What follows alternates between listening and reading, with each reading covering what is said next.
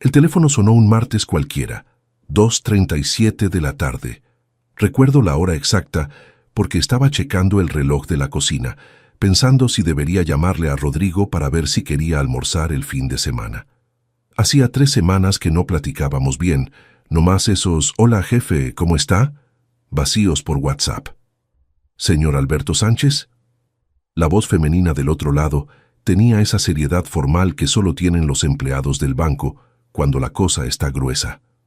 Aquí le habla de la gerencia de Bancomer, sucursal Centro. ¿Podría venir acá inmediatamente? Mi corazón se aceleró. A los 67 años, uno aprende que cuando el banco te llama urgente, nunca son buenas noticias. ¿Pasó algo con mi cuenta? Señor, mejor platicamos en persona. Su hijo Rodrigo está aquí con nosotros y... Hizo una pausa que me heló la sangre. Está alegando que usted ya no tiene capacidad mental para manejar sus finanzas. Dice que necesita quedarse con el poder de todas sus cuentas, porque usted está incapacitado. La palabra incapacitado me retumbó en la cabeza como un balazo. Mi mano empezó a temblar sosteniendo el teléfono. Incapacitado. Yo, que todavía manejo, que todavía arreglo mi propia televisión cuando se descompone, que leo el periódico todos los días y resuelvo mis propios asuntos. Pero eso es mentira, logré tartamudear. Estoy bien, yo... Por eso le hablamos, señor Alberto. Necesita venir ahorita mismo. Su hijo trajo unos papeles, pero necesitamos que usted esté presente. Para aclarar esta situación, colgué el teléfono y me quedé ahí parado en la cocina, viendo mis manos que habían cargado herramientas por 40 años, que construyeron la casa donde estaba, que criaron a ese chamaco que ahora estaba tratando de quitarme hasta el derecho de manejar mi propio dinero. Hay un dolor específico de padre que ningún hijo se imagina que existe. Es el dolor de darte cuenta de que ese niñito que enseñaste a andar en bicicleta, que llevaste a la escuela todos los días, durante años que desvelaste cuando tenía calentura, creció y ahora te ve como un estorbo, como alguien que estorba sus planes. Sentí el pecho apretado. No era infarto. Conocía esa sensación. Era el mismo dolor que sentí cuando mi esposa Clara murió hace 5 años. La sensación de que el piso se estaba desapareciendo bajo mis pies, de que todo lo que creía sólido en mi vida se estaba desmoronando. Agarré las llaves del coche con las manos temblando. Durante el camino al banco, mi mente volaba. Rodrigo estaba ahí adentro en ese exacto momento, platicando con la gerente, explicando por qué yo ya no podía cuidar mi propia vida, inventando problemas mentales que no tengo, creando una historia de incapacidad que justificara que él tomara control total de mis ahorros. Mientras manejaba me preguntaba, ¿cuándo exactamente un padre se vuelve un estorbo para su propio hijo? ¿Cuándo dejé de ser el hombre que él respetaba para convertirme en el viejo que necesitaba ser cuidado? ¿Y por qué? ¿Diablos cuidar significaba tomar control de mis cuentas del banco? Me estacioné frente al banco con las piernas temblorosas. Me vi en el espejo retrovisor, pelo canoso pero bien cortado, ojos cansados pero atentos, cara arrugada por el tiempo, pero todavía la cara de un hombre que piensa, que decide, que tiene plena capacidad. Hay silencios de padre que pesan más que gritos, y ahí, caminando hacia la entrada del banco, experimenté el silencio más pesado de mi vida. El silencio de quien se da cuenta de que está siendo traicionado por su propia sangre. ¿Cuántos padres por ahí están viviendo esta misma situación en este exacto momento? ¿Cuántos hombres de canas están siendo declarados incapaces por hijos que ven herencia donde deberían ver responsabilidad familiar? Si alguna vez has sentido que toda una vida de trabajo como padre valía menos que la ambición momentánea de tu hijo, quédate conmigo hasta el final de esta historia, porque lo que pasó en ese banco me enseñó que un hombre solo pierde la dignidad cuando acepta ser tratado como incapaz por quien debería protegerlo. Si te gustan los relatos reales como este, de historias que muestran que nunca es tarde para que un hombre recupere su valor, suscríbete al canal y activa la campanita. Aquí cuento historias de padres que decidieron reaccionar. Mi nombre es Alberto Sánchez, tengo 67 años, y hasta ese martes de mayo me consideraba un hombre común. Trabajé durante 40 años como técnico en electrónicos en la misma empresa. Siempre llegué a casa para cenar con la familia, siempre pagué todas las cuentas a tiempo. Nunca fui rico, pero nunca dejé que faltara nada para mi esposa Clara y mis 2 hijos, Rodrigo y Patricia. Rodrigo, el mayor, hoy de 42 años. Siempre fue el hijo que menos problemas dio en la adolescencia, pero también el que siempre tuvo esa hambre de dinero que me molestaba. Desde chiquito veía las cosas de otros con una envidia que no sabía de dónde venía. Clara siempre decía que era ambición, que lo iba a hacer salir adelante en la vida. Yo tenía mis dudas. Patricia, 38 años, vivía en Guadalajara, casada, 2 hijos pequeños. Siempre fue más cercana, pero también más distante físicamente. Hablaba cada semana, nos visitaba en los días festivos, pero vivía su propia vida a 400 kilómetros de distancia. Cuando Clara murió, hace 5 años, de un cáncer que se la llevó en 6 meses, pensé que los hijos se iban a acercar más. Durante el velorio y los primeros meses, hasta sí, se acercaron. Rodrigo aparecía más en casa, ayudó con los papeles del testamento, se quedaba a cenar algunas veces. Pensé, por lo menos algo bueno salió de esta tragedia.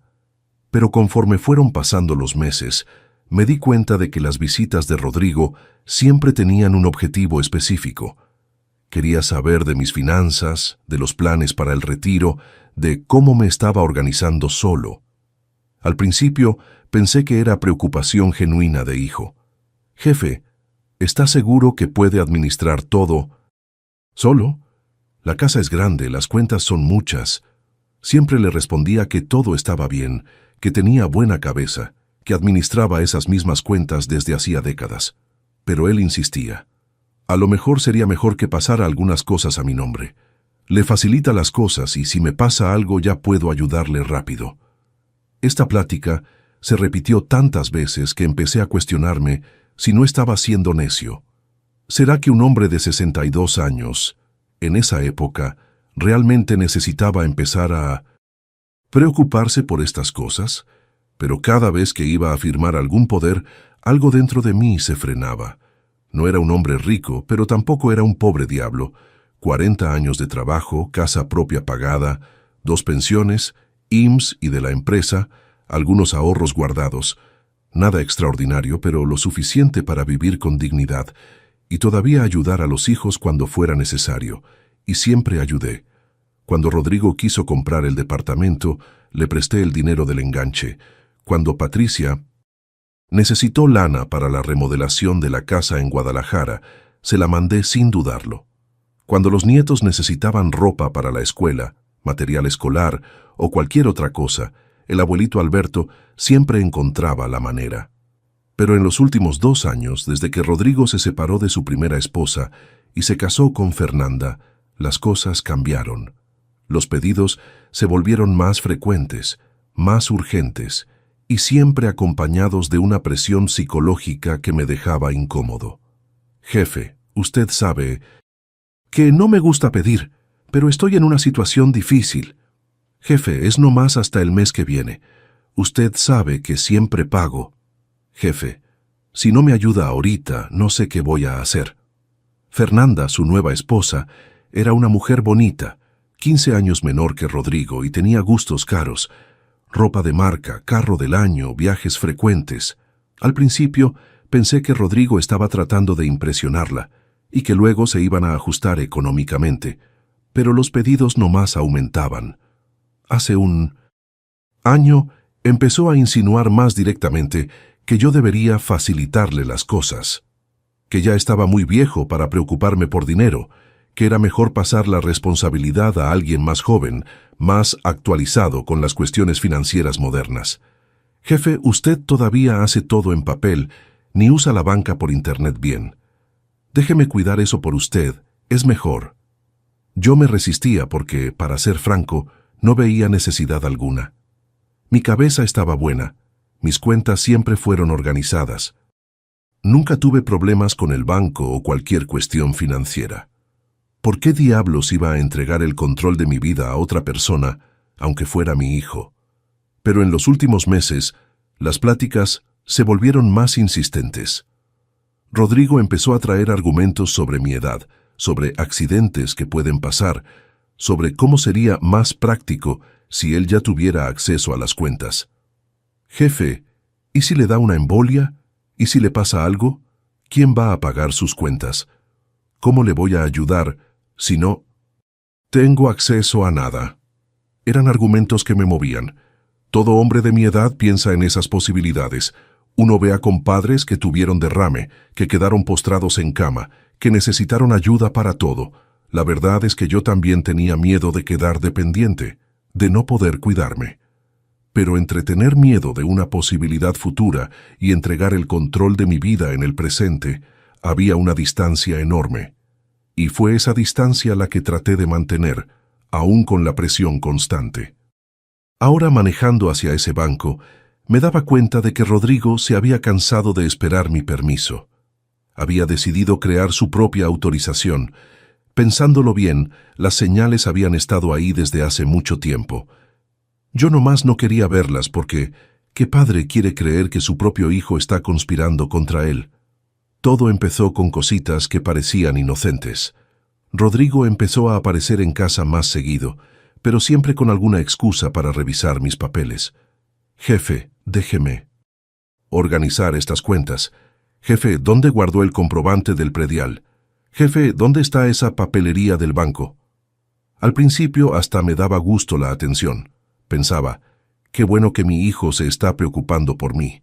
Clara siempre decía que los hombres tenemos dificultad para aceptar ayuda, que creemos que tenemos que poder con todo solos. A lo mejor tenía razón, a lo mejor estaba siendo muy orgulloso. Entonces empecé a dejarlo ayudar. Rodrigo organizó mis estados de cuenta, hizo una carpeta con todos los documentos importantes, hasta sugirió que cambiara algunas claves por claves más seguras. Y yo, como un pendejo, pensé que me estaban cuidando bien. La primera bandera roja que debería haber notado fue cuando empezó a cuestionar mis gastos. No de forma directa, pero con comentarios aparentemente inocentes. Jefe, ¿realmente necesita ese seguro médico tan caro? Jefe, ¿no cree que está gastando mucho en el súper? Usted vive solo. Jefe, esta cuenta de luz se ve alta. ¿No está dejando cosas prendidas de más? Eran preguntas que tenían sentido viniendo de un hijo preocupado por el presupuesto del padre, pero venían acompañadas de un tono de juicio que me molestaba, como si fuera un niño gastando el dinero de los papás, no un hombre de 67 años gastando su propia pensión. La segunda señal que ignoré fue cuando empezó a olvidarse de devolverme dinero prestado. Cantidades pequeñas al principio, 500 pesos aquí, 1000 allá. Cuando lo mencionaba, siempre decía, «Ay, jefe, se me olvidó completamente. La siguiente semana le cuadro». Y realmente lo arreglaba, pero siempre con retraso y siempre haciendo que pareciera que yo estaba siendo tacaño por cobrar. Jefe, ¿en serio va a estar controlando 500 pesos entre padre e hijo? Esa frase me dejaba sin respuesta. Claro que no era por los 500 pesos. Era por el principio, era por el respeto. Era porque si pedía prestado, debería devolver cuando prometió, sin importar la cantidad. Pero, ¿cómo explicar eso sin parecer un codo? La tercera señal, esa fue más seria. Hace 6 meses Rodrigo llegó a casa con una propuesta que me dejó incómodo. Jefe, Fernanda y yo estamos pensando en comprar una casa más grande. ¿No le gustaría vivir con nosotros? Sería bueno para todos. Usted no estaría solo y nosotros podríamos cuidarlo mejor. A primera vista, parecía una propuesta cariñosa, pero cuando empezó a entrar en detalles, me di cuenta de que no era exactamente así. La casa que queremos cuesta 2 millones. Si usted vendiera la suya y entrara como socio en la compra, sería perfecto. Usted se quedaría con un cuarto grande, baño privado, y todavía sobraría dinero para que lo invierta. Mi casa vale como 1,5 millones de pesos. Es una casa grande, con 3 cuartos que Clara y yo compramos hace 20 años y terminamos de pagar hace 10. No es una mansión, pero es mi casa. Tiene el taller que monté en el patio, tiene el jardín que Clara plantó, tiene la terraza donde tomo café todas las mañanas leyendo el periódico. ¿Y si no funciona la convivencia?, pregunté. ¿Y si quiero volver a vivir solo? Jefe, ¿por qué no iba a funcionar? Somos familia, y usted no va a querer vivir solo otra vez. Va a ver qué bueno es tener compañía. Pero yo no quería compañía. Después de 5 años viviendo solo, me había acostumbrado a mi rutina, a mi silencio, a mi libertad de almorzar a la hora que quisiera, ver televisión al volumen que quisiera, recibir visitas cuando quisiera. Rodrigo, te agradezco la oferta, pero me gusta mi casa. No tengo ganas de cambiarme. Su expresión cambió completamente. Fue la primera vez que vi esa mirada que después aprendí a reconocer, la mirada de quien no le gustó escuchar no. Jefe, usted está muy necio. ¿No se da cuenta de que ya está viejo? ¿Y si le pasa algo y no hay nadie para ayudar? ¿Y si se cae en el baño? ¿Y si... Rodrigo, si me pasa algo malo, llamo a la Cruz Roja como cualquier persona. Si necesito ayuda, la pido. Pero mientras esté, bien me quiero quedar en mi casa. Se fue enojado ese día, y fue a partir de ahí que las visitas de cuidado se volvieron más invasivas. Aparecía sin avisar, siempre con la excusa de ver que todo estuviera bien, pero tocaba cosas, hacía preguntas sobre documentos, insistía en acompañarme cuando iba al banco. Jefe, déjeme ir con usted. Así aprendo cómo lo hace, por si algún día necesito ayudarle. Lo dejé ir algunas veces, porque realmente no veía malicia. Se quedaba a mi lado mientras platicaba con la gerente, hacía preguntas sobre inversiones, anotaba información en su libretita. Pensé que era curiosidad genuina sobre finanzas. Ahora, caminando hacia la entrada de ese banco, me daba cuenta de que estaba recopilando información, aprendiendo sobre mis cuentas, mis inversiones, mi rutina bancaria.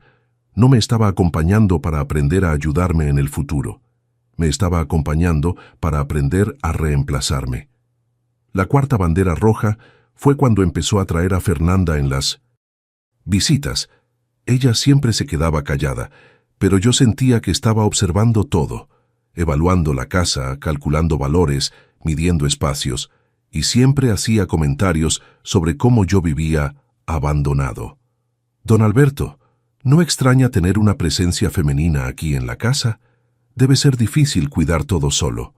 ¿Ya pensó en contratar una muchacha de limpieza o una cuidadora?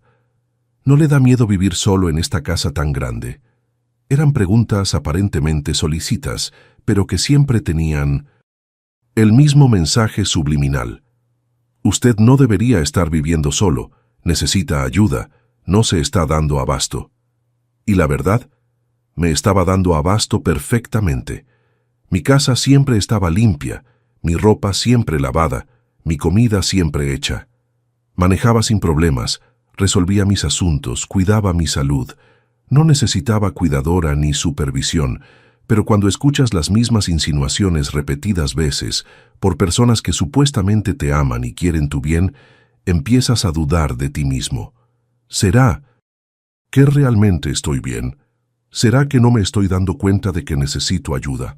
Fue esa duda la que Rodrigo plantó en mi cabeza, y fue esa misma duda la que, aparentemente, estaba usando en ese momento en el banco para justificar por qué yo era incapaz de cuidar mis propias finanzas.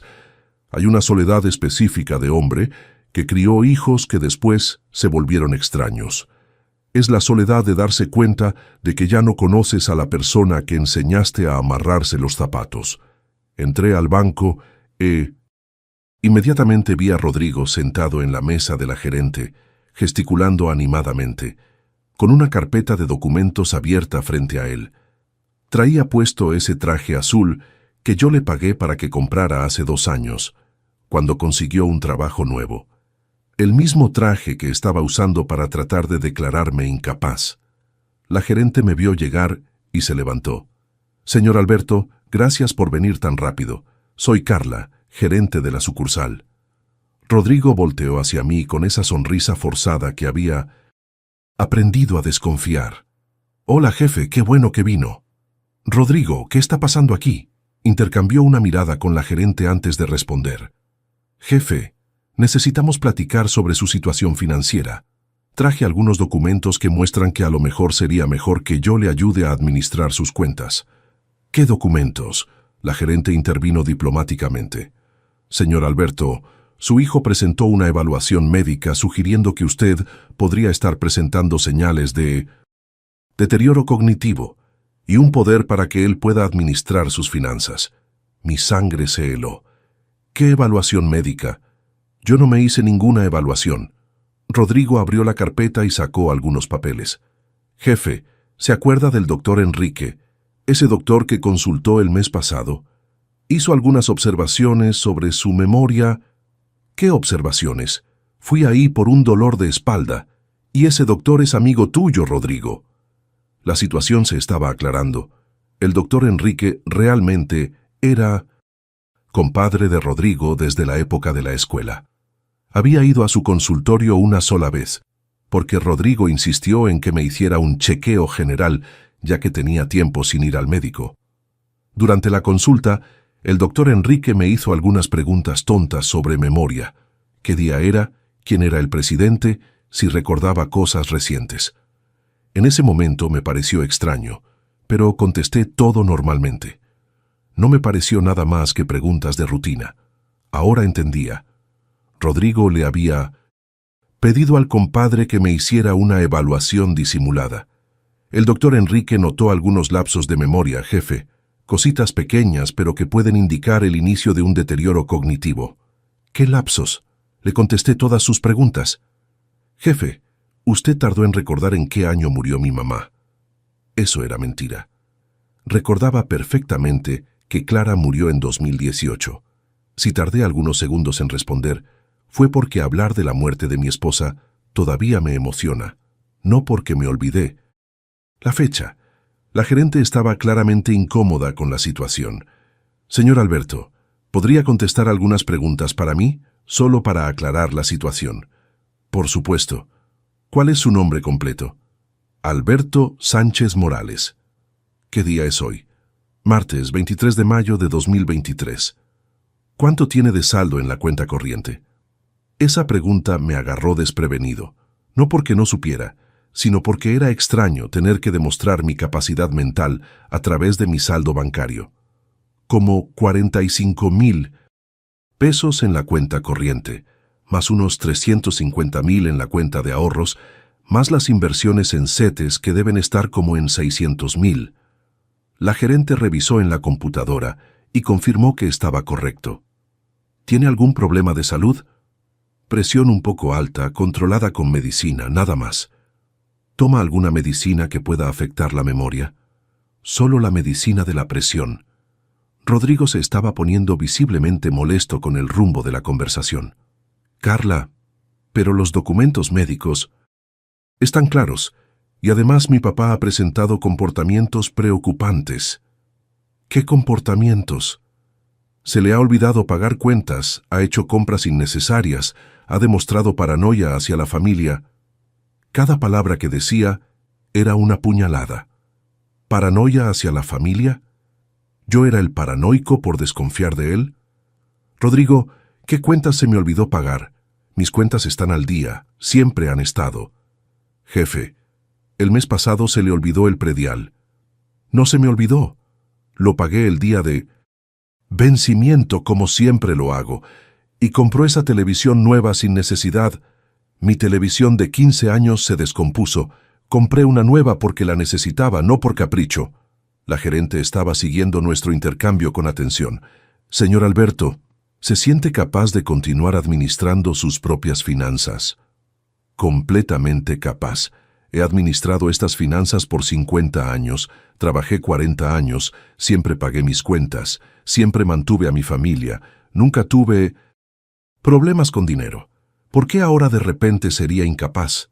Rodrigo intentó un nuevo enfoque. Jefe, nadie está diciendo que sea incapaz, es solo para facilitar. Si me pasa el poder, puedo ayudarle cuando necesite, y usted sigue teniendo acceso normal a sus cuentas. Pero yo no era pendejo. Un poder amplio significaría que él podría hacer cualquier movimiento en mis cuentas sin mi autorización. Podría transferir dinero, hacer préstamos, hasta vender mis inversiones. Rodrigo, si necesito... Ayuda, te pido. Mientras tanto, administro mi propia vida. Fue en ese momento que vi al verdadero Rodrigo. La máscara se le cayó completamente. Jefe, está siendo necio e irresponsable. Tiene casi 70 años, vive solo, y si le pasa algo, quien va a tener que resolver todo soy yo. Es muy egoísmo de su parte no facilitarme las cosas.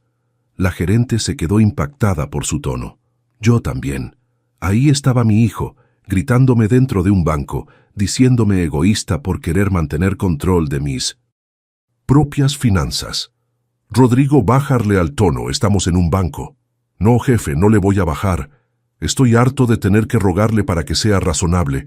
¿No se da cuenta de que está creando dificultades innecesarias? ¿Que sería mucho más simple si yo ya tuviera acceso a sus cuentas? Simple para quién, pensé. Para él, seguramente. La gerente intervino diplomáticamente. Señor Alberto, tal vez deberían platicar esto en casa, con calma. No hay prisa para tomar esta decisión hoy. A Rodrigo no le gustó. Carla, usted vio los documentos médicos. Mi papá claramente ya no tiene condiciones de tomar decisiones financieras importantes. Yo soy el único hijo aquí en la ciudad. Soy yo quien tiene que cuidarlo. El señor Alberto me pareció perfectamente capaz durante nuestra plática. Contestó todas las preguntas correctamente y demostró conocimiento completo de sus finanzas. Pero está teniendo episodios de confusión en casa. ¿Qué episodios, Rodrigo? Invéntate otra mentira. Jefe, la semana pasada se le olvidó dónde puso las llaves del coche. No se me olvidó dónde las puse. Tú las cambiaste de lugar cuando estabas revisando el cajón de la cocina. La discusión se estaba escalando y me di cuenta de que estaba haciendo el ridículo peleando con mi propio hijo dentro de un banco. Pero la rabia me estaba ganando. Rabia de estar siendo mentido, manipulado, tratado como incompetente. Existe una soledad específica de hombre que descubre que su propio hijo lo ve como un obstáculo que hay que remover. Es la soledad de darse cuenta de que dedicaste décadas de tu vida criando a alguien que ahora quiere quitarte el derecho de decidir sobre tu propia vida. En ese momento, en el banco, con Rodrigo, tratando de forzarme a firmar un poder basado en mentiras médicas y alegaciones falsas de incapacidad, tuve una revelación dolorosa. Mi hijo no quería cuidarme, quería controlar mi dinero. Y la diferencia entre esas dos cosas es abismal. Carla, le dije, volteando hacia la gerente, me gustaría platicar con usted en privado por unos minutos. Rodrigo saltó de la silla. Jefe, no necesita eso. Podemos resolver todo aquí en familia. No, Rodrigo, necesito platicar con ella a solas. Pero jefe... ¡Rodrigo! Mi voz salió más alta de lo que pretendía, pero fue necesario. Sal de la oficina, ahorita. La mirada que me echó en ese momento fue de puro odio. No de frustración, no de preocupación, fue de odio. Como si fuera un enemigo que estaba estorbando sus planes. No el padre que lo crió. Salió azotando la puerta. La gerente esperó unos segundos antes de hablar. Señor Alberto, ¿puedo ser franca con usted? Por favor. Estos documentos médicos que presentó su hijo son muy vagos, y su comportamiento aquí hoy me preocupó. Un hijo genuinamente preocupado por la capacidad mental del padre no gritaría así. No forzaría una situación de este tipo. ¿Qué opina que debo hacer? Primero, mantenga el control total de sus cuentas. No firme ningún poder mientras no esté completamente seguro de que eso es lo que quiere. Segundo, tal vez sería interesante platicar con un abogado sobre esta situación. ¿Usted cree que él pueda intentar algo legal contra mí? No puedo afirmar, pero trajo documentos preparados. Conoce sus datos bancarios detalladamente y estaba muy seguro sobre conseguir ese poder hoy. Eso sugiere que ya viene planeando esto desde hace tiempo. La ficha cayó completamente. Todas esas visitas cariñosas, todas esas preguntas sobre mi salud, toda esa insistencia para acompañarme al banco. Rodrigo estaba recopilando información para este momento. Lo había planeado meticulosamente. Señor Alberto, ¿puedo sugerir algunas medidas de protección? Por supuesto. Primero, vamos a incluir una observación en su perfil aquí en el banco. Cualquier intento de poder o cambio de cuenta va a necesitar confirmación directa con usted, por teléfono y en persona. Segundo, voy a orientar a todos los empleados sobre esta situación. Si su hijo aparece aquí alegando cualquier cosa sobre su capacidad, le vamos a hablar inmediatamente. ¿Eso es posible? No solo es posible, sino que es nuestra obligación. El banco tiene responsabilidad de proteger a los clientes contra fraude, aunque venga de familiares. Salimos de la oficina y Rodrigo estaba esperando en el área de clientes, caminando nerviosamente de un lado a otro. Cuando me vio, vino hacia mí. «Jefe», ¿qué le dijo? «Rodrigo, vámonos a casa, necesitamos platicar». «¿Sobre qué?» «Sobre su terquedad, sobre su falta de consideración conmigo, sobre tus mentiras». Se puso pálido. «¿Qué mentiras?» «Las mentiras que le dijiste al doctor Enrique, las mentiras que le dijiste aquí a la gerente, las mentiras que me has estado diciendo por meses». «Jefe, yo nunca le he mentido». «Rodrigo, párale». Caminamos hasta el estacionamiento en silencio. Yo estaba furioso, pero también estaba... ¿Cómo explicarlo? Estaba liberado. Liberado de la duda sobre si estaba siendo paranoico. Liberado de la culpa por desconfiar de sus intenciones. En el carro, Rodrigo intentó una última carta emocional. «Jefe, yo solo quiero cuidarlo. Mi mamá me pidió antes de morirse que cuidara de usted. Estoy tratando de cumplir la promesa que le hice». Esa fue la mentira más cruel de todas. Clara nunca pidió nada de eso. Clara murió preocupada por mí. Sí, pero preocupada por si iba a lograr ser feliz solo, si iba a encontrar una nueva compañera, si iba a viajar y disfrutar la vida. Nunca. Expresó dudas sobre mi capacidad mental o financiera. «Rodrigo, no uses a tu mamá para justificar esto». «Jefe, yo solo...» «Párale, Rodrigo, párale. No digas nada más hasta que lleguemos a casa». Durante el trayecto, mi mente estaba trabajando a 1000. Necesitaba entender hasta dónde llegaba lo que Rodrigo había planeado. Necesitaba proteger mis bienes, mis documentos, mi propia seguridad. Porque si fue capaz de mentirle a médicos y bancos, ¿de qué más sería capaz? Llegamos a casa y fuimos directo a la sala. Rodrigo se sentó en el sillón donde acostumbraba sentarse cuando era niño, esperando regaño después de alguna travesura, pero esta vez no era travesura, era traición. «Rodrigo, quiero que me expliques una cosa, y quiero la verdad». «Jefe, yo...» «Déjame terminar. Quiero que me expliques por qué pensaste que tenías derecho de tratar de quitarme el control de mis propias finanzas. ¿Por qué le mentiste al doctor Enrique? ¿Por qué preparaste documentos falsos? ¿Por qué trataste de humillarme en ese banco?» Se quedó en silencio por mucho tiempo. Cuando finalmente habló, su voz estaba diferente, más fría, más calculadora. «Jefe, usted no entiende la situación que estoy viviendo». «¿Qué situación?» «Tengo deudas, muchas deudas, y Fernanda, ella tiene expectativas. Se casó conmigo pensando que yo tenía una situación financiera mejor de la que tengo». «¿Y qué?» «Y que usted tiene dinero parado, jefe. Tiene casi 1 millón de pesos invertido. Tiene una casa que vale otro. 1,5 millones. Tiene 2 pensiones. Usted no necesita todo eso». Ahí estaba la verdad desnuda. Rodrigo no pensaba que yo necesitara mi propio dinero. «Rodrigo, ese dinero es mío. Trabajé 40 años para juntarlo». «Jefe, pero algún día va a ser mío de todos modos. Cuando usted se muera voy a heredar todo. ¿Por qué no me facilita las cosas ahora? ¿Por qué no me ayuda cuando realmente necesito?» La frialdad con que habló de mi muerte me heló, como si estuviera simplemente esperando a que yo me muriera para tener acceso al dinero, y mi negativa a dárselo ahora fuera solo una postergación innecesaria de lo inevitable. «Rodrigo, estás hablando de mi muerte como si fuera una cuestión de horario». «No es eso, jefe. Pero sea realista. Usted tiene 67 años. ¿Cuántos años más va a vivir? ¿Y para qué necesita 1.000.000 de pesos? Para vivir con dignidad, para tener seguridad, para ayudarlos cuando realmente necesiten, no cuando quieran lujos que no pueden pagar. ¿Lujos? Jefe, estoy hablando de supervivencia. Rodrigo, ganas 10.000 pesos al mes. Fernanda gana 6.000. 16.000 pesos es más que suficiente para que una pareja viva bien. Si tienen deudas, es porque gastaron más de lo que tenían. Usted no entiende cómo son las cosas hoy. Todo está caro, la gente tiene expectativas. ¿Qué expectativas, Rodrigo? ¿Expectativas de quién? De Fernanda, de sus amigas, de su familia. Ellos piensan que porque soy hijo único, tengo acceso fácil al dinero de la familia. Y tú los dejaste pensar eso.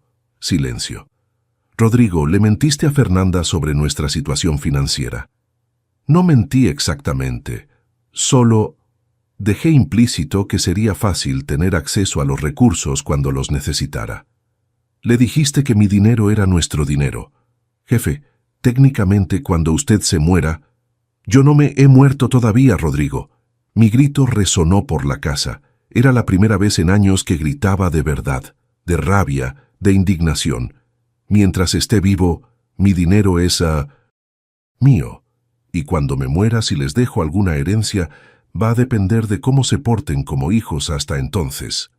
Rodrigo se puso pálido. Jefe, me está amenazando con desheredarlo. Estoy diciendo que la herencia no es garantía, es consecuencia. Y hoy me enseñaste qué tipo de hijo realmente eres. En ese momento, tomé una decisión que cambiaría todo. Una decisión que un hombre solo toma cuando se da cuenta de que ya no puede confiar en su propia sangre. Rodrigo, quiero que te vayas de mi casa. ¿Qué? ¿Me escuchaste? Agarra tus cosas y vete. Jefe, no puede estar hablando en serio. Estoy hablando más en serio de lo que he hablado en la vida. Vienes aquí por meses mintiéndome, manipulando mi salud mental, tratando de robarme el control de mi propia vida. ¿Crees que voy a fingir que esto es normal? Jefe, soy su hijo. Los hijos cuidan a los padres, Rodrigo. Los hijos no tratan de robar a los padres. Todavía trató de argumentar, implorar, hacer chantaje emocional. Pero yo ya había tomado mi decisión. Ese día, en ese momento, recuperé el control de mi vida. Y por primera vez en meses, realmente me sentí como un hombre de valor. Rodrigo salió de casa esa tarde como huracán, azotando puertas, gritando que me iba a arrepentir de haber sido tan egoísta. Pero el silencio que quedó después de que se fue el silencio más liberador que experimenté en años. A la mañana siguiente empezaron las llamadas. Primero fue Fernanda, voz llorosa, tono de víctima. Don Alberto. Rodrigo llegó a casa ayer destrozado. Me contó que usted lo corrió de la casa. Eso no puede ser cierto. Es cierto, Fernanda. ¿Pero por qué? Solo estaba tratando de ayudar. Fernanda, ¿sabías que Rodrigo estaba tratando de conseguir poder de mis cuentas bancarias, alegando que soy incapaz mentalmente? Silencio del otro lado de la línea. Yo sabía que habían platicado sobre él ayudarle con las finanzas. No, Fernanda. Trató de forzarme a firmar un poder basado en informes médicos falsos. ¿Sabías eso? Don Alberto, usted está exagerando. Rodrigo me explicó que usted ha presentado algunos lapsos de memoria. ¿Qué lapsos, Fernanda? Dame un ejemplo. Otro silencio. Fernanda, déjame hacerte una pregunta. Rodrigo te dijo que cuando yo me muriera, ustedes iban a tener acceso inmediato a mi dinero. Él dijo que como hijo único, va a heredar lo que yo escoja dejarle. Eso puede ser todo, puede ser la mitad, puede ser nada, dependiendo de cómo se porte como hijo. Usted está amenazando con desheredar a su propio hijo. Estoy explicando cómo funciona la herencia. No es derecho automático, es decisión de los padres. Su tono cambió completamente. Usted está siendo muy cruel con nosotros, don Alberto. Rodrigo trabaja duro, siempre lo cuidó, y ahora que necesita ayuda. Fernanda, ¿Cuántas veces pidió dinero prestado Rodrigo en los últimos 2 años? Algunas veces, pero ¿cuántas? No sé exactamente. Yo sí sé. 17. A veces, sumando todo, más de 100,000 pesos. ¿Devolvió cuánto? Don Alberto, siempre tuvimos intención de pagar. La intención no paga cuentas, Fernanda. Y otra cosa, ¿sabías que le mintió al doctor sobre mi capacidad mental para conseguir un informe falso? No mintió, solo explicó sus preocupaciones. ¿Basadas en qué? ¿En qué momento tú o él me vieron demostrando incapacidad mental? Tercer silencio. Más largo esta vez. Fernanda, déjame decirte algo como hombre mayor. Rodrigo te vendió una ilusión. Te hizo creer que cuando te casaras con él, ibas a tener acceso fácil al dinero de la familia. Eso nunca fue cierto. Mi dinero siempre fue mío, y siempre será mientras esté vivo. Pero usted no va a vivir para siempre. Ah, ahora entendí. Ustedes están esperando a que me muera para resolver sus problemas financieros. No es eso. Es exactamente eso, Fernanda. ¿Y sabes qué más? Ahora que sé eso, me voy a cuidar muy bien para vivir mucho tiempo todavía. ¿Quién quita unos 20, 25 años más? Y en todo ese tiempo voy a gastar mi dinero como se me dé la gana. Me colgó. 2 horas después, Rodrigo me habló. Voz alterada, claramente nervioso. Jefe, necesitamos platicar. La situación está más complicada de lo que le dije. ¿Qué situación? Las deudas, jefe. Debo más de lo que le dije, mucho más. ¿Cuánto? 400,000 pesos. Casi se me cae el teléfono. ¿400,000? ¿Cómo 400,000 pesos? Jefe, hice algunas inversiones que salieron mal. Saqué algunos préstamos para cubrir. Luego los intereses se fueron acumulando. Rodrigo, ganas 10,000 pesos al mes. ¿Cómo conseguiste una deuda de 400,000? Jefe, fue algo que se salió de control. Pero si me ayuda ahora, puedo renegociar todo, liquidar con descuento. Rodrigo, ¿estás loco? 400,000 pesos es casi la mitad de mis ahorros. Jefe, pero por eso necesito el poder, para poder mover las inversiones, liquidar lo que sea necesario. La ficha cayó de una. ¿Sabes? Rodrigo no quería el poder para cuidarme, lo quería para salvar su propio pellejo financiero sin necesidad de pedir autorización. Rodrigo, ¿quién está cobrando esa deuda? Jefe, son varias instituciones. ¿Qué instituciones? Bancos, financieras, algunas personas físicas. ¿Personas físicas? Rodrigo, ¿le debes dinero a agiotistas? Silencio. Rodrigo, ¿le debes dinero a agiotistas? Jefe, fue solo una cantidad pequeña inicial, pero con los intereses... Jesucristo Santo. Rodrigo, comprometiste la seguridad de toda nuestra familia. Por eso necesito su ayuda, jefe. Si no pago pronto, pueden hacer algo. ¿Te amenazaron? Me amenazaron a mí, a Fernanda y a usted también. Sentí un frío en el estómago. ¿Cómo que me amenazaron a mí? Jefe, investigaron a mi familia. Saben que usted tiene dinero, saben dónde vive, saben de sus cuentas. Rodrigo, ¿les diste mis datos a los agiotistas?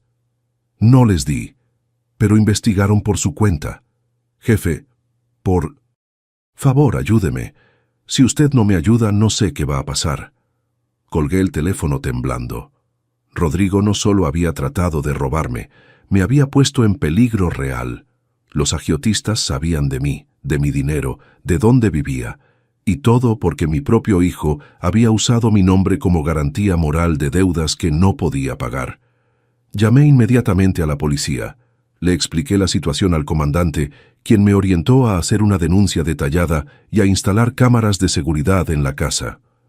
Don Alberto, dijo el comandante, desafortunadamente los casos de hijos adultos endeudando a los padres con agiotistas se están volviendo comunes. Hizo bien en no dar el poder. Muchas veces los padres solo se dan cuenta cuando ya perdieron todo.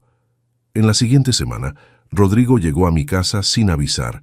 Estaba visiblemente acabado, mal vestido, con ojeras profundas. Jefe, necesito platicar con usted.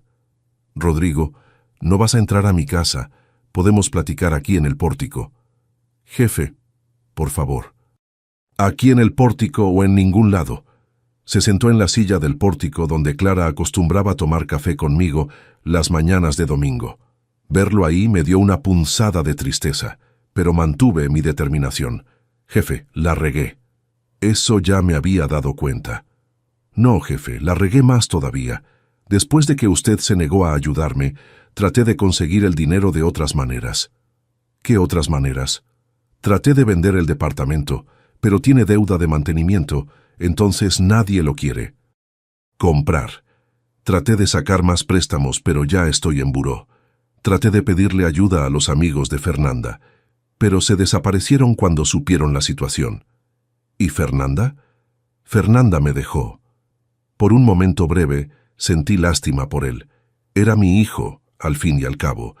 Pero me acordé de todo lo que había hecho, de las mentiras, de las manipulaciones, del peligro en que me puso. Rodrigo, ¿cómo llegaste a esta situación? Jefe, empezó pequeño. Quería darle una vida mejor a Fernanda. Quería que se sintiera especial.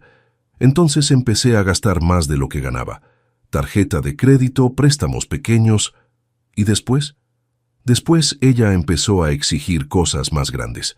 Viaje a Europa, carro importado, departamento en un barrio mejor. Decía que sus amigas tenían todas esas cosas, que ella también las merecía. ¿Y fuiste sacando más préstamos? Sí.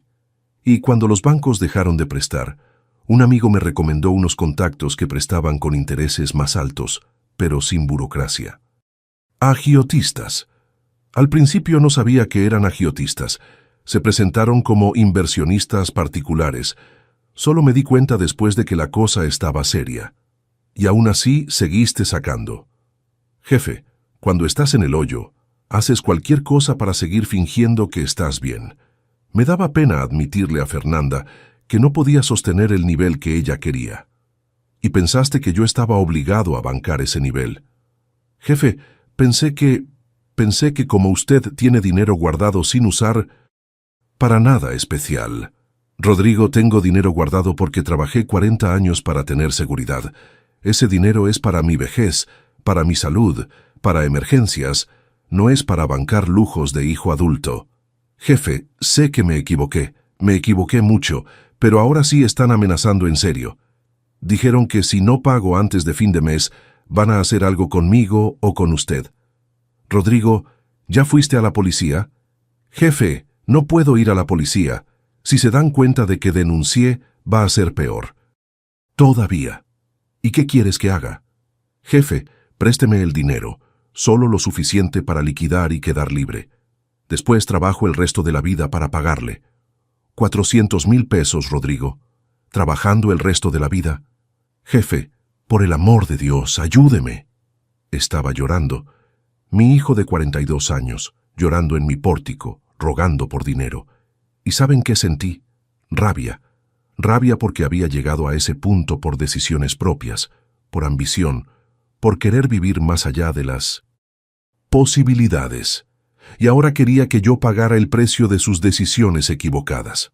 Rodrigo, ¿quieres que dé 400,000 pesos para que liquides deudas de lujos que compraste para darle gusto a una mujer que te dejó en el primer problema? Jefe, no es así. Es exactamente así, Rodrigo. ¿Y sabes qué más? Aunque le diera esos 400,000, en 2 años estarías debiendo otra vez, porque no aprendiste a vivir dentro de tus posibilidades. Jefe, le prometo que no. Aprendí la lección. Rodrigo, no aprendiste nada. Solo estás desesperado. Si te doy ese dinero ahora, en unos años vas a estar aquí otra vez, pidiendo más. Salió de mi casa ese día llorando, gritando que yo era un padre sin corazón, que estaba abandonando a mi propio hijo en el peor momento de su vida. ¿Y saben una cosa? Por primera vez en meses, dormí en paz. Los primeros días después de que corté relaciones con Rodrigo fueron extraños. La casa parecía más silenciosa, pero era un silencio diferente. Ya no era el silencio pesado de la preocupación constante, de la tensión de estar siempre esperando la siguiente manipulación. era el silencio de la paz. Pero confieso que también sentí miedo. Miedo de los agiotistas que sabían dónde vivía. Miedo de estar realmente solo a los 67 años. Miedo de haber tomado la decisión equivocada como padre. En las noches, checaba los cerrojos de las puertas 2, 3 veces. Dejaba las luces del patio prendidas. Dormía con el teléfono al lado de la cama. Fue en uno de esos primeros días que sonó el timbre, como a las 10 de la mañana. Mi corazón se disparó. ¿Serían los agiotistas? ¿Sería Rodrigo? Era Patricia. Mi hija había manejado 4 horas desde Guadalajara para platicar conmigo en persona. Entró a la casa y fue directo al grano. Jefe, Rodrigo me llamó contándome una versión muy extraña de lo que pasó entre ustedes. Quiero escuchar su versión. Le conté todo, desde las primeras manipulaciones hasta el intento de poder fraudulento, pasando por las deudas con agiotistas. Patricia me escuchó en silencio, pero vi su expresión cambiar conforme le relataba los hechos. Jefe, sabía que Rodrigo tenía problemas financieros, pero no sabía que era tan grave. ¿Sabías de las deudas? Sabía que había pedido dinero a algunos familiares, pero pensé que era cosa pequeña. ¿400,000 pesos? ¿Cómo logró endeudarse tanto? Vida más allá de las posibilidades, Patricia, y una mujer que quería lujos que él no podía pagar. Jefe, ¿y esta historia? ¿Del poder? ¿Realmente trató de declararlo incapaz? Llevó papeles falsos al banco. Si la gerente no fuera una persona seria, tal vez lo hubiera logrado. Patricia se indignó. ¿Qué hijo hace eso con su propio padre? Un hijo que ve al padre como fuente de ingresos, no como persona. Jefe, hizo bien. Yo no sabía nada de esto, pero si hubiera sabido, habría apoyado su decisión. Por primera vez en meses, sentí que tenía un hijo de verdad de mi lado. Patricia, ¿crees que fui muy duro? Duro. Jefe, trató de robarlo. Lo puso en peligro con agiotistas. Mintió sobre su capacidad mental. Si hubiera sido conmigo, habría hecho peor que eso. Pero es mi hijo. Jefe, ser hijo no da derecho de explotar al padre. Usted lo crió para que fuera un hombre de carácter, no un aprovechado. Si escogió ser aprovechado, tiene que cargar con las consecuencias. Fue Patricia quien me convenció de tomar medidas más drásticas de protección. Me acompañó al banco para formalizar algunos cambios de seguridad, después al notario para hacer un nuevo testamento, dejando todo muy claro sobre cómo se dividirían mis bienes, y finalmente al abogado para entender mis derechos legales en caso de que Rodrigo intentara algo judicial. Don Alberto, dijo el licenciado Mauricio, mi abogado, lo que hizo su hijo caracteriza intento de estafa. Usted podría demandarlo penalmente. No quiero demandar a mi hijo. Entiendo, pero vamos a dejar todo documentado por si es necesario en el futuro. Fue durante opiniones entonces esta consulta que descubrí algo importante. Rodrigo no tenía derecho automático a mi herencia. Como padre, podría dejarle la mitad obligatoria, la legítima, pero la otra mitad la podría destinar a quien quisiera.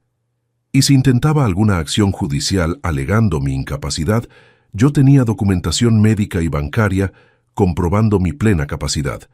Doctor, ¿y si consigue un nuevo informe médico falso? Por eso vamos a hacer una evaluación psicológica y psiquiátrica completa con profesionales respetables. Así, si alguien cuestiona su capacidad, usted tiene documentación oficial probando lo contrario. Me hice todos los exámenes: test de memoria, test de razonamiento, evaluación neurológica, evaluación psiquiátrica. Resultado: capacidad mental plena para mi edad.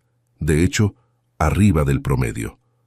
Don Alberto, dijo la psicóloga, usted tiene la mente de un hombre de 50 años, memoria excelente, razonamiento rápido, capacidad de decisión preservada. Quien dijo que tenía problemas cognitivos estaba mintiendo. Con toda la situación legal resuelta y documentada, empecé a sentirme verdaderamente libre. Libre de la manipulación, libre de la presión constante, libre de la culpa de no ser el padre banco que Rodrigo quería. Y fue ahí que empecé a redescubrir quién era Alberto Sánchez, además de padre y proveedor. Lo primero que hice fue limpiar el taller del patio. Durante años, ese espacio había estado abandonado, acumulando cosas que algún día iba a organizar. Pasé una semana entera limpiando, organizando herramientas, armando mesas de trabajo. Volví a trabajar con electrónicos, mi pasión antigua. Empecé arreglando mi propio radio viejo, después la televisión de la vecina doña Lourdes, después aparatos de otros conocidos. En poco tiempo, tenía una pequeña clientela de personas que traían electrónicos para que les echara un ojo. No era por el dinero, era por la satisfacción, por la sensación de usar mis manos para crear, para arreglar, para resolver problemas. Cosas que había perdido durante todos esos años, preocupándome por presiones familiares. Patricia empezó a venir a visitarme más frecuentemente, trayendo a los nietos. A los niños les encantaba el taller. Hacían 1000 preguntas sobre cómo funcionaban las cosas. Les enseñaba lo que mi propio padre me había enseñado 40 años antes.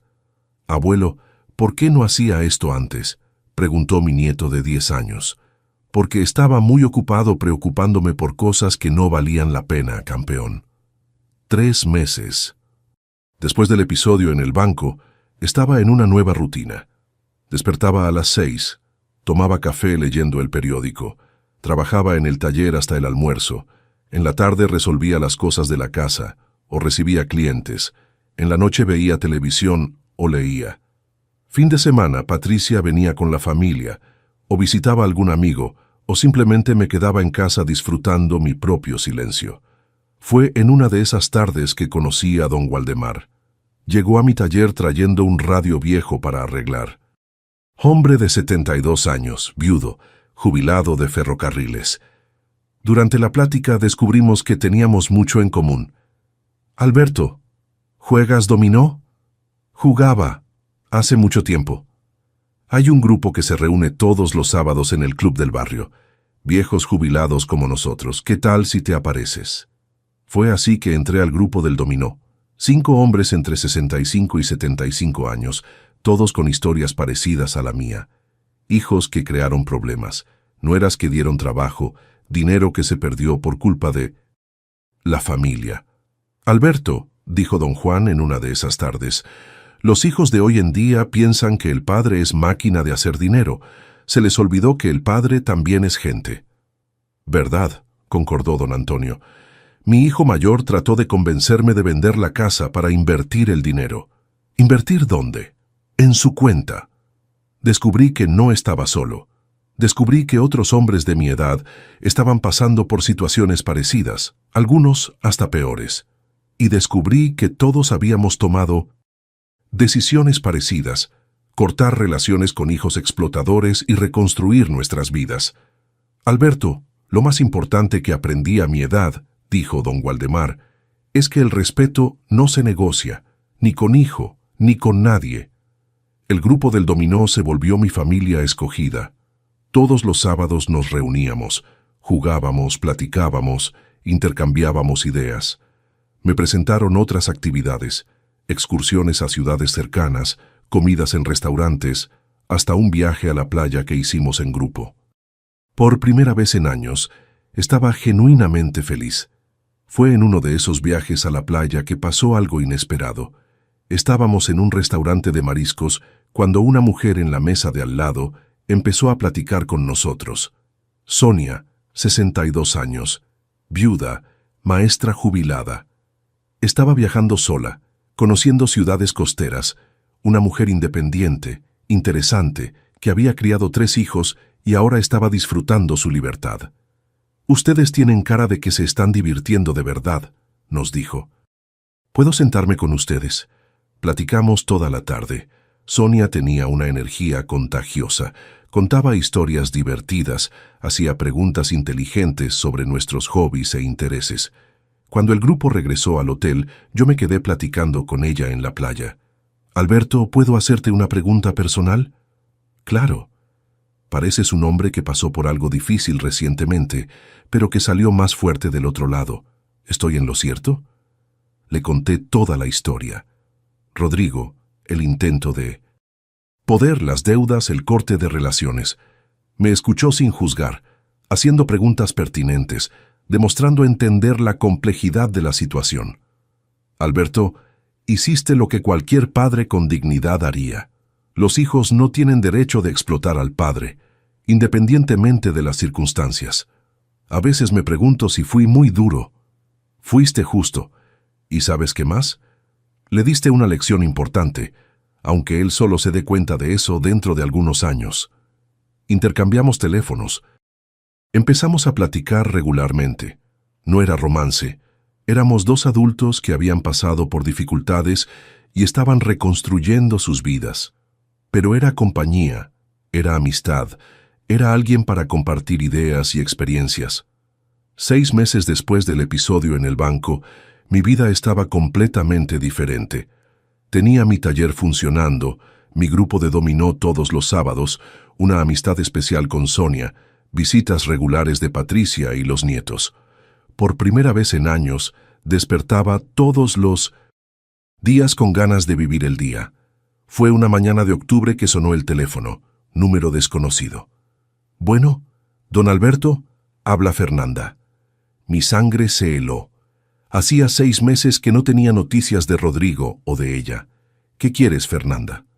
«Don Alberto, necesitaba hablarle. Rodrigo está en una situación muy fea». «¿Y eso qué tiene que ver conmigo?» «Está viviendo en la calle, don Alberto». Sentí un nudo en la garganta. Por más que estuviera enojado con Rodrigo, era mi hijo. ¿Cómo en la calle? Después de que me salí de la casa, no pudo pagar la renta solo. Lo corrieron, perdió el trabajo porque llegaba borracho, y los agiotistas le pegan cada semana. Fernanda, lo siento mucho, pero...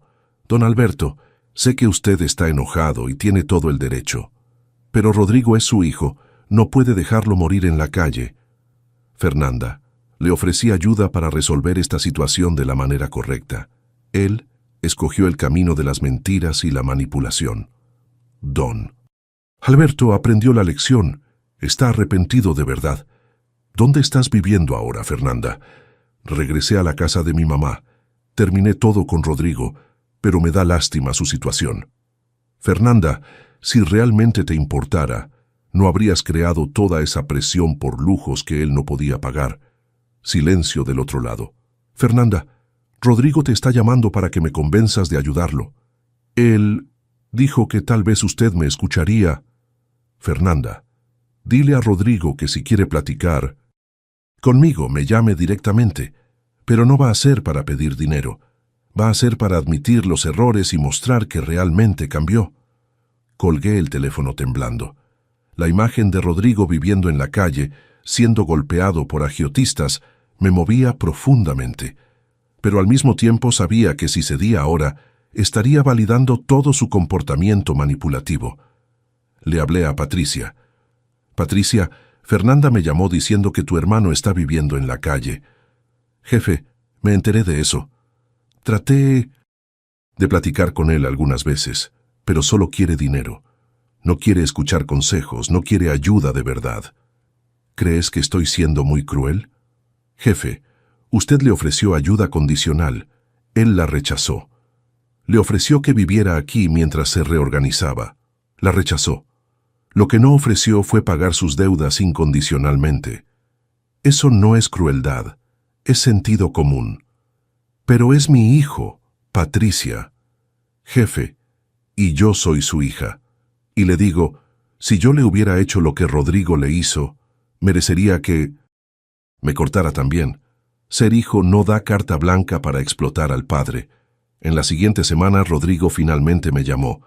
Jefe, necesito platicar con usted. Te escucho. Jefe, me equivoqué. Me equivoqué mucho. Estaba desesperado. Tomé decisiones equivocadas, lo lastimé. Rodrigo, ¿qué quieres? Quiero pedirle perdón y quiero pedirle una oportunidad. ¿Qué tipo de oportunidad? Jefe, no le estoy pidiendo dinero. Aprendí que no puedo resolver mis problemas con el dinero de otros. Le pido que me dé una oportunidad de demostrar que cambié. Era la primera vez en años que escuchaba a Rodrigo hablar así, sin exigir, sin manipular. ¿Qué propones, Rodrigo? Jefe, déjeme vivir en el cuartito de servicio por un tiempo. Consigo un trabajo cualquiera, le pago una ayuda de costo por el cuarto y voy pagando mis deudas de a poquito, sin prisa, sin presión sobre usted. ¿Y los agiotistas? Jefe, voy a ir a la policía. Voy a asumir que necesito protección y hacer un convenio para pagar de a poquito. Ya no se puede seguir huyendo. Era la primera conversación madura que teníamos en años. Rodrigo, lo voy a pensar. Jefe, entiendo si me dice que no. Entiendo que rompí la confianza. Pero si me da esta oportunidad, le prometo que va a haber un hijo diferente. Platiqué con Patricia, con el grupo del dominó, con Sonia. Todos dijeron lo mismo. Si Rodrigo estaba realmente dispuesto a empezar de cero, sin presionar por dinero, tal vez valía la pena dar una oportunidad condicional. Pero con reglas muy claras, dijo don Waldemar, y con plazo determinado. Fue así que, 8 meses después de correr a Rodrigo de casa, acepté que regresara. Pero con condiciones no negociables. Pagaría 800 pesos al mes por el cuarto, compraría su propia comida, no tendría acceso a la casa principal, y cualquier intento de manipulación resultaría en expulsión inmediata. Y Rodrigo, le dije cuando vino por las llaves del cuartito, esta es tu última oportunidad conmigo. Si la arruinas, no habrá tercera oportunidad. Jefe, entiendo, y no la voy a arruinar. Por primera vez en años miré a mi hijo y vi humildad genuina en sus ojos. Hoy, 1 año y medio después de ese martes en el banco, puedo decir que mi vida se transformó completamente. No solo por la situación con Rodrigo, sino por todo lo que aprendí sobre mí mismo en el proceso. Rodrigo está viviendo en el cuartito desde hace 6 meses. Consiguió trabajo como vendedor en una tienda de refacciones para carros. Gana 2 salarios mínimos, paga religiosamente los 800 pesos de renta y está pagando sus deudas de a poquito. Hizo un convenio con los agiotistas a través de la policía y logró parcelar sin intereses abusivos. Nuestra relación cambió completamente. Ya no somos padre e hijo en el modelo antiguo, donde yo era el proveedor y él el dependiente. Somos 2 hombres adultos compartiendo el mismo espacio, con respeto mutuo y responsabilidades claras. Jefe, me dijo hace algunas semanas, tardé mucho en entender que usted no era mi banco personal, era mi papá, y confundí las 2 cosas. ¿Y por qué las confundiste, Rodrigo? Porque es más fácil pedir dinero que pedir consejos. Es más fácil explotar que respetar. Pensé que por ser su hijo, tenía derecho a su dinero. No tenía derecho. Tenía responsabilidad de honrar su crianza. Estas pláticas que tenemos ahora son completamente diferentes de las de antes. Rodrigo ya no viene a verme con segundas intenciones. Viene porque quiere platicar, porque quiere compartir cómo le fue en el día, porque quiere saber cómo estoy. Patricia sigue viniendo todos los fines de semana con los nietos. Se quedó impresionada con el cambio de su hermano. Jefe, por primera vez en años reconozco al Rodrigo que conocí cuando éramos niños. Esa persona manipulativa no era él de verdad. Tal vez sí era él de verdad, y tal vez esta persona humilde de ahora también sea él de verdad. Tenemos varias versiones de nosotros mismos, Patricia. Le toca a cada uno escoger qué versión quiere cultivar. El taller se volvió un negocio pequeño, no para enriquecerme, sino para mantener mente y manos ocupadas. Tengo clientes regulares, arreglo de todo un poco, y todavía doy clases básicas de electrónicos a algunos jóvenes del barrio. El grupo del dominó sigue reuniéndose todos los sábados. Ahora somos 8 personas, incluyendo 2 mujeres que se unieron al grupo. Hacemos excursiones mensuales, comidas especiales, y nos convertimos en una verdadera familia escogida. Sonia y yo desarrollamos una amistad sólida, que tal vez se esté transformando en algo más. No hay prisa, no hay presión. Somos 2 adultos que aprendimos a valorar compañía genuina y conversaciones interesantes. Alberto, me dijo ayer, eres el hombre más íntegro que he conocido. Tus hijos tienen mucha suerte. No todos mis hijos siempre pensaron así, respondí, pero ahora sí, Y eso es lo que importa. Cuando veo hacia atrás, hacia ese martes en el banco, me doy cuenta de que fue el mejor día de mi vida. No porque haya sido agradable, fue terrible, pero porque fue el día que decidí dejar de ser víctima de las circunstancias y volver a ser protagonista de mi propia vida. Durante años, después de la muerte de Clara, me había dejado llevar por la corriente, aceptando manipulaciones, tragándome faltas de respeto, dudando de mi propia capacidad.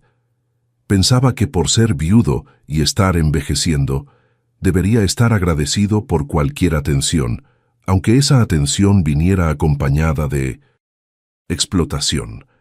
¿Cuántos hombres de mi edad están en esa misma trampa en este exacto momento? ¿Cuántos papás están financiando su propia humillación porque confunden amor paternal con permisividad? ¿Cuántos están entregando el control de sus vidas a hijos que ven herencia donde deberían ver responsabilidad familiar? La lección más importante que aprendí es que la dignidad no tiene fecha de caducidad. A los 67 años, tengo el mismo derecho al respeto que tenía a los 30. Tengo el mismo derecho de tomar mis propias decisiones, de gastar mi propio dinero como quiera, de establecer límites claros sobre lo que acepto y lo que no acepto. Ser padre no significa ser explotado. Ser viejo no significa ser incapaz. Tener dinero guardado no significa tener obligación de bancar lujos de hijos adultos. ¿Y saben qué más aprendí? Que nunca es demasiado tarde para empezar de nuevo. A los 67 años construí nuevas amistades, desarrollé nuevos hobbies, establecí nuevas relaciones. La vida no se para a los 60, a los 70, a los 80 años. Se para cuando tú decides que se paró. Rodrigo me enseñó una lección valiosa también, aunque sin querer. Me enseñó que el amor verdadero a veces requiere dureza. Si hubiera cedido ese día en el banco, si le hubiera dado los 400,000 pesos, hoy sería un hombre peor. Seguiría pensando que los problemas se resuelven con dinero de otros, seguiría sin aprender sobre responsabilidad personal. Al decir no, al establecer límites claros, al cortar relaciones cuando fue necesario, lo forcé a crecer. Fue doloroso para los dos, pero fue necesario. Jefe, me dijo la semana pasada, gracias por no haberme dado ese dinero. ¿Por qué? Porque si me lo hubiera dado, nunca habría aprendido a salir adelante solo. Nunca habría descubierto que puedo trabajar duro y pagar mis propias cuentas. Me obligó a volverme hombre de verdad. Hoy, cuando veo a otros papás pasando por situaciones parecidas, siempre doy el mismo consejo. El respeto no se negocia, ni con hijos. El amor paternal no significa aceptar cualquier cosa. Y nunca es demasiado tarde para que un hombre recupere su dignidad. Si estás viendo este relato y reconoces tu propia historia en él, sepas que no estás solo. Sepas que tienes solución. Sepas que no estás obligado a aceptar faltas de respeto solo porque eres mayor, solo porque eres papá, solo porque tienes dinero guardado. Tu vida es tuya. Tu dinero es tuyo. Tus decisiones son tuyas. Y cualquier persona, incluyendo hijos, que no respete eso, no merece acceso privilegiado a tu vida. Hoy, a los 68 años, soy más feliz de lo que fui a los 50. Tengo menos dinero. Al fin y al cabo, gasté una buena cantidad con abogados, remodelaciones de la casa, viajes con los amigos. Pero tengo más paz, más amigos verdaderos, más actividades placenteras y, principalmente, más respeto propio. ¿Y Rodrigo? Rodrigo hoy es un hijo del cual tengo orgullo, no por lo que me puede dar, sino por el hombre que escogió volverse después de que aprendió que la explotación no es camino. Hay silencios de padre que pesan más que gritos, pero también hay nuevos comienzos de padre que valen más que cualquier herencia. Si esta historia te tocó el corazón, quiero saber desde dónde estás viendo. Escribe aquí en los comentarios tu ciudad, tu estado o hasta tu país. Déjame saber que este mensaje llegó hasta ti. Y si conoces a algún papá que está aceptando menos de lo que merece, comparte este video, porque hay muchos hombres que necesitan entender que valorarse no es egoísmo, es necesidad. ¿Ya necesitaste poner límites con tus hijos? ¿Pasaste por alguna situación de manipulación familiar? Cuéntame aquí en los comentarios. Y si esta historia te hizo reflexionar sobre tu propia vida, deja tu like y suscríbete al canal para seguir viendo historias reales de hombres que escogieron su dignidad. Porque aquí no contamos historias de víctimas, contamos historias de nuevos comienzos. Un abrazo desde Puebla, México. ¿Cuántas veces nosotros, los hombres, nos tragamos faltas de respeto en nombre de la paz? ¿Cuántos papás están financiando su propia humillación?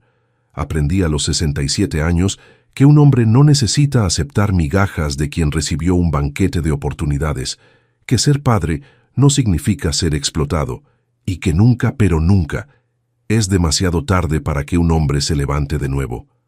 Y recuerda, construiste mucho más que una familia. Construiste un hombre que merece respeto.